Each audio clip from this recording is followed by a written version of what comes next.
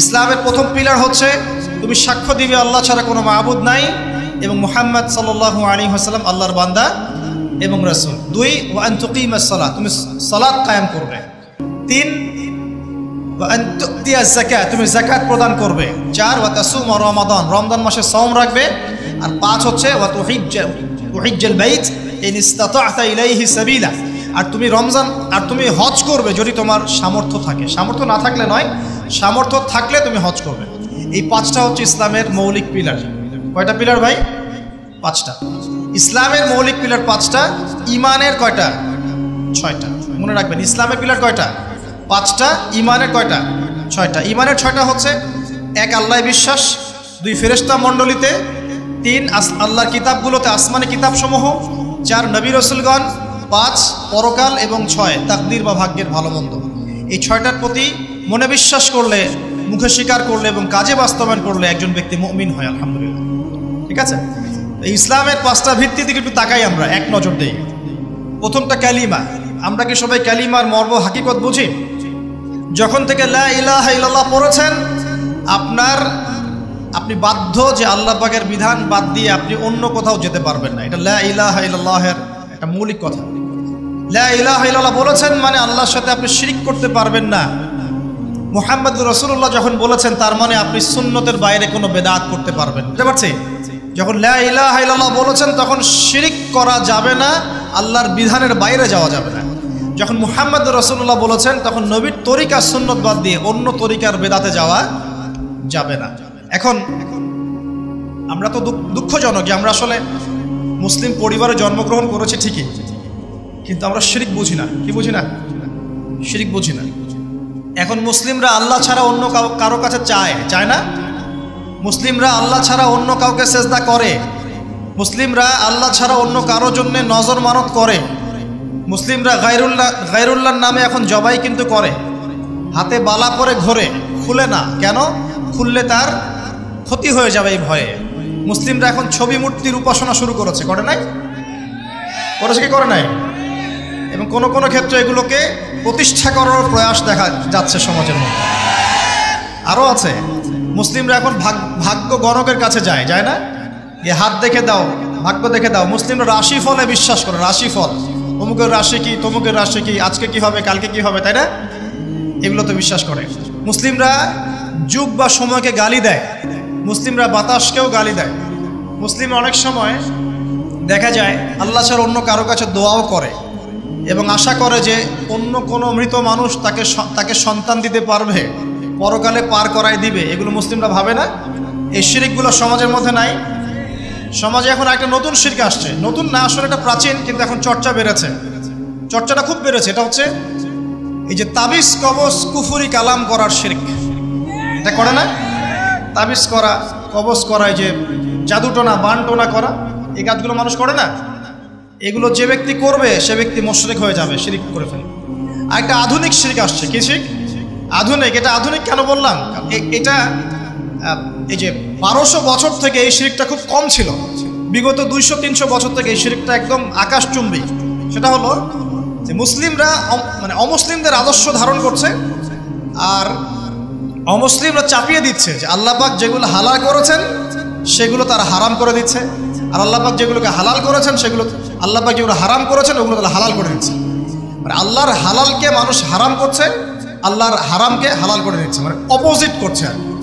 তো এই কাজটাকে মুসলিমরা করছে না এখন। একটু বলেন তো, সুদ কি হালাল না হারাম? আমরা এটাকে হালাল করি নাই, বরং ফরজ করে নিয়েছি।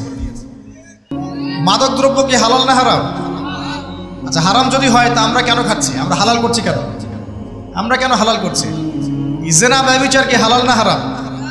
আমাদের কাছে ফ্রি মিক্সিংটা এখন কমন। ফ্রি মিক্সিং অ্যাফেয়ার্সগুলো কমন। অ্যাফেয়ার্স করে না এমন ছেলে পেলে খুঁজে পাওয়া যায়? পাওয়া যায় না। অপসংস্কৃতি অনুসরণ করা আমাদের জন্য কি হালাল না হারাম? আর আমাদের যত সংস্কৃতি দেখবেন বেশিরভাগই দেখবেন বাইরের সংস্কৃতি, বাইরে থেকে আমদানি করা বস্তা পচা সংস্কৃতি। আবার এই যে কয়দিন আগে ওয়ার্ল্ড কাপ শেষ হয়ে গেল, এই ওয়ার্ল্ড কাপ কি আমাদের সৃষ্টি করার নাকি অন্যদের? আমি একটা হিসেব করেছিলাম, এক লেকচারে বলেছিলাম, এখন অনলাইনে আসে নাই। এই ওয়ার্ল্ড কাপ যে সবগুলো ম্যাচ দেখেছে, মানে কয়টা ম্যাচ? 64টা ম্যাচ মনে হয়। যতগুলো ম্যাচ যদি সবাই দেখে থাকে তাহলে এই 1.5 ঘন্টা করে হিসাব করলে সে তার পুরো হায়াতের 4 দিন নষ্ট করেছে। কয়দিন? 4 দিন। শুধুমাত্র একটা ওয়ার্ল্ড কাপ তোমার জীবনের 4 দিন নষ্ট করে ফেলেছে। মানে তোমার হায়াত যদি হয় 30 দিন, তোমার হায়াত এখন আছে 26 দিন।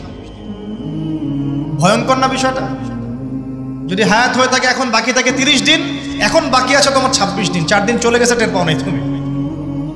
আর 100 জন মানুষ যদি 4 দিন করে হায়াত হারায়, তাহলে 100 জন মানুষের 400 দিন তারা শেষ করে ফেলেছে।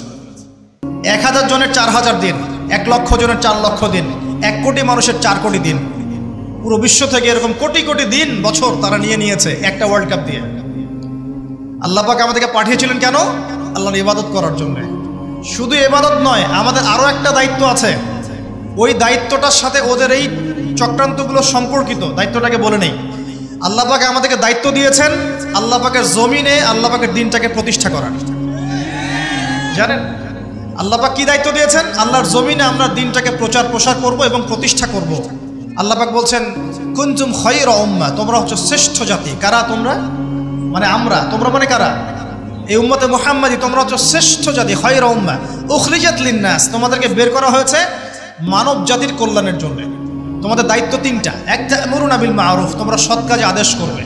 2 ওয়া তানহাউনা আনিল মুনকার, তোমরা অসৎ কাজে নিষেধ করবে। 3 ওয়া তু'মিনুনা বিল্লাহ, তোমরা আল্লাহর প্রতি ঈমান রাখবে। তো আল্লাহ পাক বলছেন আমাদের কাজ সৎ কাজে আদেশ করা, অসৎ কাজে নিষেধ করা, আল্লাহর প্রতি ঈমান আনা।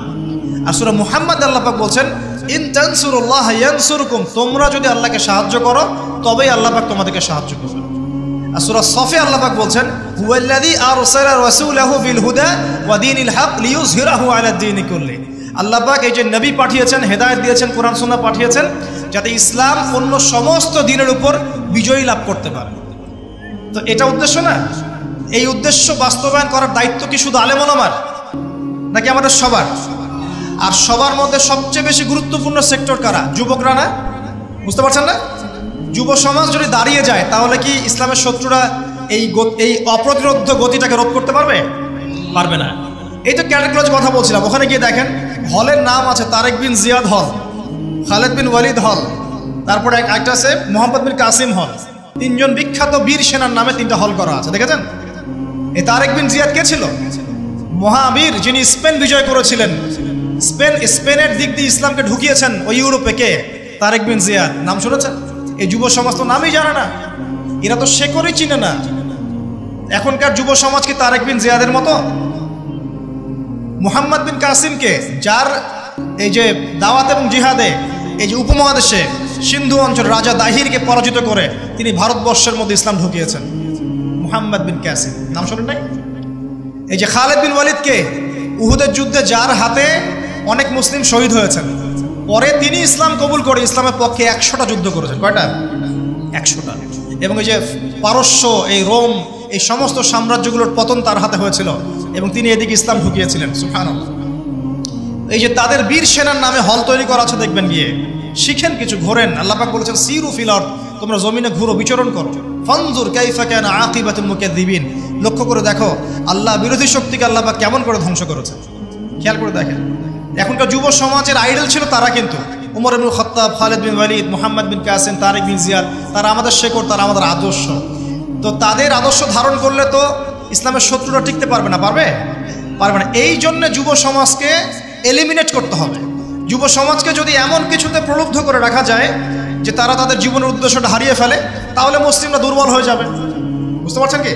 ঠিক এই কারণেই আপনার আমার মতো যুবক যারা, তাদেরকে আল্লাহর পথ থেকে সরিয়ে দেওয়ার জন্যে তারা আপনার সামনে কিছু টোপ রেখে দিয়েছে, কিছু টোপ সামনে দিয়েছে।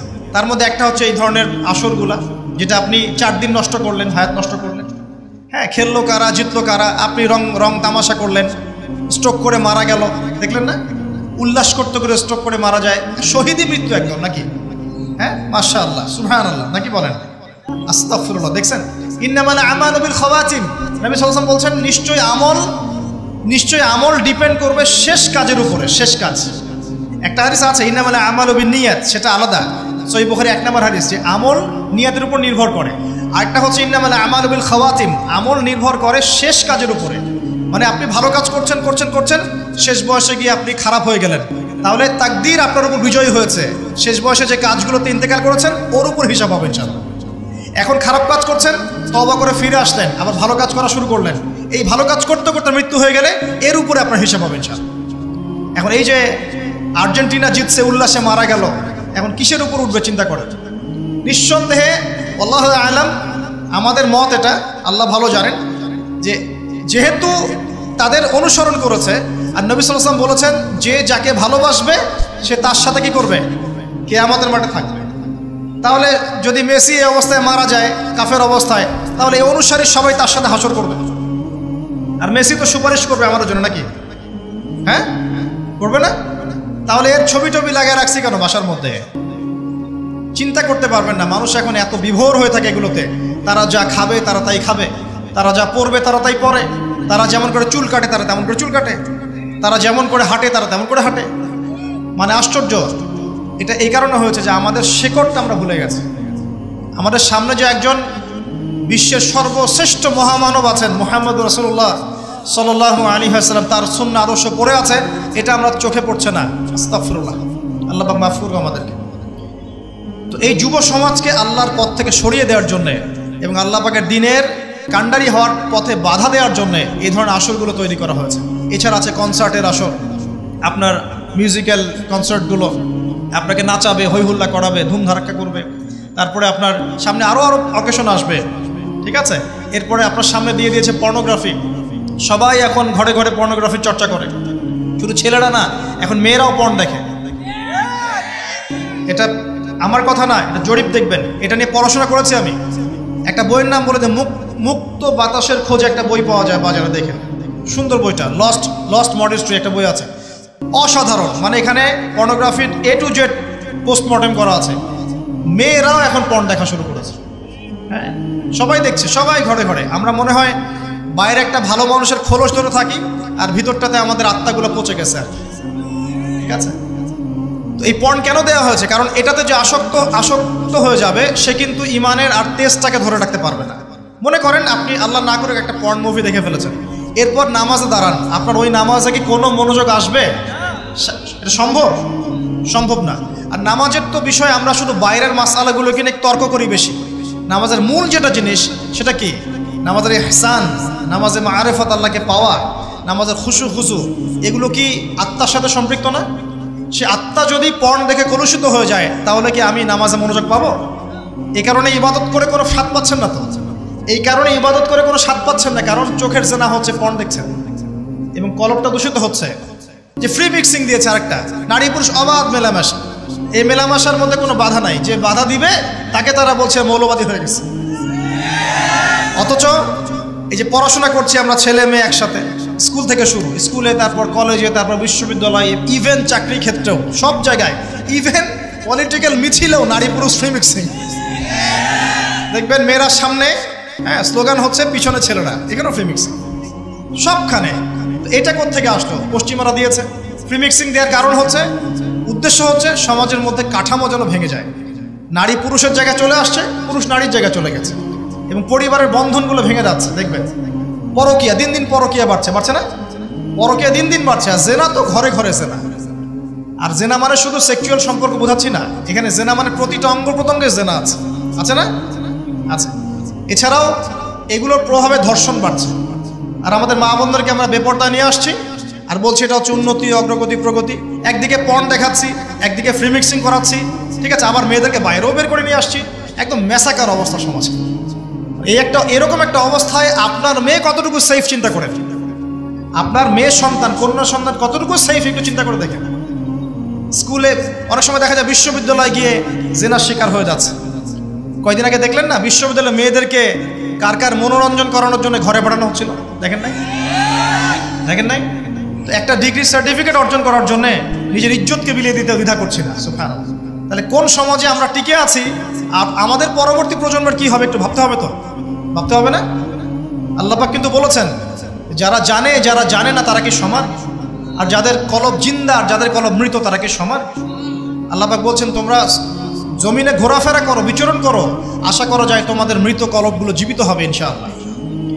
তো যুব সমাজের সামনে এগুলো টোপ দিয়েছে। আরও দিয়েছে বেকারত্বের ভয়। আল্লাহ পাক কোরআনে বলেছেন না, শয়তান তোমাদেরকে অশ্লীলতার প্রলোভন দেয় আর অভাবের ভয় দেখায়, আপনাদের সামনে বেকারত্বের ভয়। দেখবেন চাকরি পাওয়ার জন্য কি না করছেন আপনি, সুবহানাল্লাহ। একটা চাকরি পাওয়ার জন্য 20-30 বছর পড়াশোনা করছেন, লক্ষ লক্ষ কোটি কোটি টাকা ঢালছেন আপনি এখানে, কোটি কোটি টাকা ঢালছেন, লক্ষ লক্ষ টাকা ঢালছেন একটা জবের জন্য। কিন্তু আপনার এটা বিশ্বাস করা উচিত ছিল যে রিজিক শুধুমাত্র জব থেকেই আসে না, আরো অনেক ক্ষেত্র থেকে রিজিক আসতে পারে। আপনি কৃষিভিত্তিক অর্থনীতি ফলো করতে পারতেন, আপনি ব্যবসা করতে পারতেন, উদ্যোক্তা হতে পারতেন, আর অনেক কিছু করতে পারতেন। তো এখানে একটা সমস্যা হচ্ছে। আবার একটা সমস্যা হচ্ছে কি, যে আমাদের মধ্যে মাদকের একটা ব্যাপক সয়লাভ দেখা যাচ্ছে ইয়াং জেনারেশনের মধ্যে। ইয়াংদেরকে মাদক খাইয়ে খাইয়ে, এই যে মাদক তো আছেই, মাদক খাওয়াচ্ছে, পর্ন দেখাচ্ছে, আপনাকে ফ্রি মিক্সিং করাচ্ছে, আপনার জীবনের উদ্দেশ্যটা ভুলিয়ে দিচ্ছে। এই কাজগুলো করার মূল উদ্দেশ্যটা কি? একটাই উদ্দেশ্য, যে এই মুসলিম যুব সমাজ যেন আর তারেক বিন জিয়াদ হতে না পারে, আর মোহাম্মদ বিন কাসিম হতে না। যদি হতে পারে, যদি তার ওমর এবং খালিদ হতে পারে, তাহলে এই মুসলিমদেরকে ঠেকানো যাবে? এই মুসলিমরা জ্ঞানে অনন্য হবে, তখন আমলে অনন্য হয়ে যাবে, তাদের পারিবারিক আদর্শ সুন্দর হবে, ঈমান শক্তিশালী হবে, তারা আমর বিল মারুফ নাহিয়ানিল মুনকারে কাজ করবে, দ্বীনের প্রচার প্রসারে কাজ করবে, দেশের কল্যাণে কাজ করবে, দুর্নীতি দূর করবে, ঠিক আছে, পলিটিক্স করলেও ভালো পলিটিক্স করবে যাতে করে মানুষের কল্যাণ হয়, মানবতার খেদমতে কাজ করতে পারবে, এক কথায় দিনটাকে প্রতিষ্ঠা করতে পারবে। তারা খুব ভালো করেই জানে যে যদি আপনারা ইমানদার হন এই সমস্যা আছে। এই কারণেই আপনাদেরকে আমাদেরকে জীবনের এই উদ্দেশ্য থেকে ভুলিয়ে দেওয়ার জন্য এই বর্তমান প্রেক্ষাপটের ফিতনাগুলোকে আপনার সামনে একদম সহজলভ্য করে দেওয়া হয়েছে। সহজলভ্য না, আপনি চাইলেই মাদক খেতে পারেন, কেউ বাধা দিবে না, কেউ বাধা দিবে না। মানে পাশের বাসায় জোরে জোরে মিউজিক বাজছে, এমন সিচুয়েশন যে আপনি গিয়ে বারণও করতে পারবেন না, বারণ করলে উল্টা আপনাকে গালি শোনায় দিবে। আর এটা ভাই শেষ জামানা, যেটার বিষয়ে আমার কোনো সন্দেহ নাই, কারণ এখানে ন্যায় হয়ে যাচ্ছে অন্যায়, অন্যায় হচ্ছে ন্যায়। আমানতদারকে বলা হচ্ছে খেয়ানতকারী, খেয়ানতকারকে বলা হচ্ছে আমানতদার। যে জুলুম করলো তাকে বলা হচ্ছে ভালো, আর যে জুলুমের শিকার হলো তাকে নিয়ে সমালোচনা করা হচ্ছে। সত্যবাদীকে মিথ্যাবাদী বলা হচ্ছে, মিথ্যাবাদীকে সত্যবাদী বলা হচ্ছে। মানে আনতালি দিলামাতু রাব্বাতুহা, দাসী তার মনিবকে জন্ম দিচ্ছে। সমাজে ন্যায় অন্যায়, হক বাতিলের মানদণ্ড উল্টে যাচ্ছে। খেয়াল করে